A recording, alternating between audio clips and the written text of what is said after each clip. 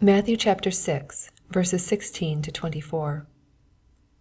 Moreover, when ye fast, be not, as the hypocrites, of a sad countenance: for they disfigure their faces, that they may appear unto men to fast. Verily I say unto you, they have their reward. But thou, when thou fastest, anoint thine head and wash thy face, that thou appear not unto men to fast, but unto thy Father which is in secret. And thy Father, which seeth in secret, shall reward thee openly. Lay not up for yourselves treasures upon earth, where moth and rust doth corrupt, and where thieves break through and steal. But lay up for yourselves treasures in heaven, where neither moth nor rust doth corrupt, and where thieves do not break through nor steal. For where your treasure is, there will your heart be also. The light of the body is the eye. If therefore thine eye be single, thy whole body shall be full of light. But if thine eye be evil, thy whole body shall be full of darkness. If therefore the light that is in thee be darkness, how great is that darkness? No man can serve two masters, for either he will hate the one and love the other, or else he will hold to the one and despise the other. Ye cannot serve God and mammon. There are three subjects brought before us in this part of our Lord's Sermon on the Mount. These three are fasting, worldliness, and singleness of purpose in religion.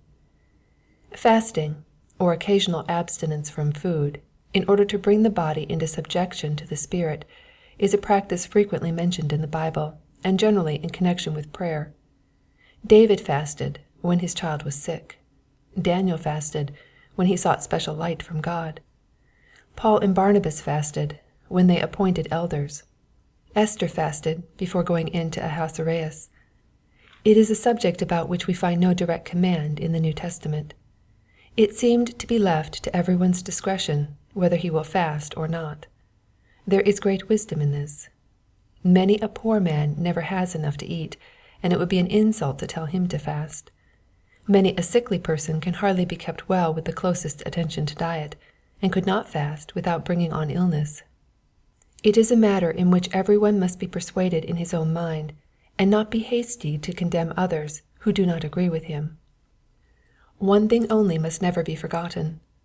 Those who fast should do it quietly, secretly, and without ostentation. Let them not appear to men to fast. Let them not fast to man, but to God. Worldliness is one of the greatest dangers that beset man's soul. It is no wonder that we find our Lord speaking strongly about it. It is an insidious, specious, plausible enemy.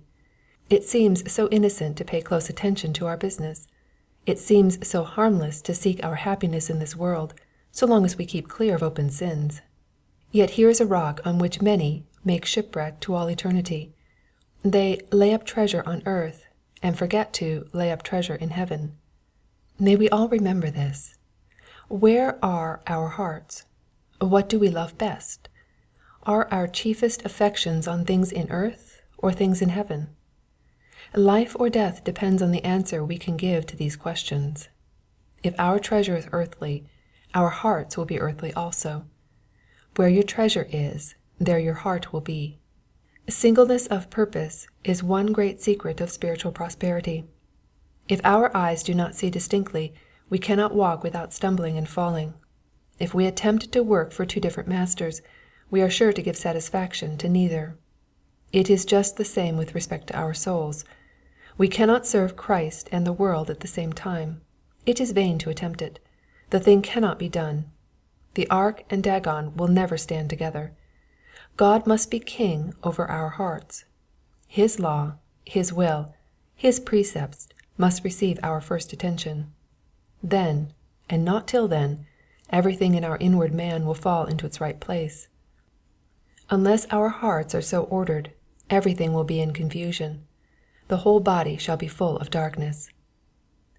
Let us learn from our Lord's instruction about fasting the great importance of cheerfulness in our religion. Those words, "Anoint thy head and wash thy face," are full of deep meaning. They should teach us to aim at letting men see that we find Christianity makes us happy. Never let us forget that there is no religion in looking melancholy and gloomy. Are we dissatisfied with Christ's wages and Christ's service? Surely not. Then let us not look as if we were. Let us learn from our Lord's caution about worldliness what immense need we all have to watch and pray against an earthly spirit. What are the vast majority of professing Christians round us doing? They are laying up treasure on earth. There can be no mistake about it. Their tastes, their ways, their habits tell a fearful tale. They are not laying up treasure in heaven. Oh, let us all beware that we do not sink into hell by paying excessive attention to lawful things. Open transgression of God's law slays its thousands, but worldliness its tens of thousands. Let us learn from our Lord's words about the single eye the true secret of the failures which so many Christians seem to make in their religion. There are failures in all quarters. There are thousands in our churches uncomfortable, ill at ease, and dissatisfied with themselves, and they hardly know why. The reason is revealed here. They are trying to keep in with both sides. They are endeavoring to please God and please men, to serve Christ and to serve the world at the same time. Let us not commit this mistake. Let us be decided, thoroughgoing, uncompromising followers of Christ. Let our motto be that of Paul, "One thing I do." Philippians chapter 3, verse 13. Then we shall be happy Christians. We shall feel the shining on our faces. Heart, head, and conscience will be all full of light. Decision is the secret of happiness in religion. Be decided for Christ, and thy whole body shall be full of light. End of section 15.